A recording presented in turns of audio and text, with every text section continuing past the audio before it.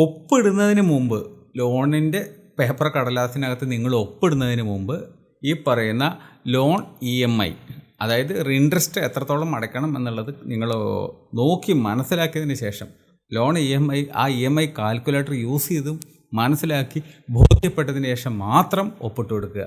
ചുമ്മാ കണ്ണും പൂട്ടി ഒപ്പിട്ട് കൊടുക്കരുത്, പിന്നെ നിങ്ങൾ ഇരുന്ന് കരയേണ്ടി വരും. പിന്നെ ടേംസ് ആൻഡ് കണ്ടീഷൻസ് നിങ്ങൾ ഓരോ ലോൺ എടുക്കുമ്പോഴും അതിനെ ബന്ധപ്പെട്ടിട്ടുള്ളത് ഉണ്ടോ ഇല്ലയോ എന്നുള്ളത് നിങ്ങൾ അറിഞ്ഞിരിക്കണം.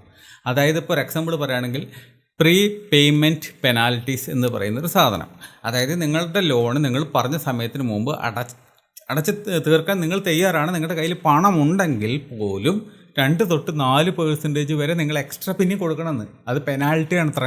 അതായത് നേരത്തെ നിങ്ങൾ അടച്ച് തീർക്കുന്ന സമയത്ത് അവർക്ക് ഉദ്ദേശിച്ച അത്രയും ഒരു എമൗണ്ട് ഇൻട്രസ്റ്റ് കിട്ടുന്നില്ലല്ലോ ബാങ്കിന്. അപ്പോൾ ഇൻട്രസ്റ്റ് നമുക്ക് ഇട്ടിട്ട് തരുന്ന ഒരു 8ൻ്റെ പണി നീ അങ്ങനെ നേരത്തെ അടച്ച് തീർക്കണ്ട എന്ന് പറയുന്നത്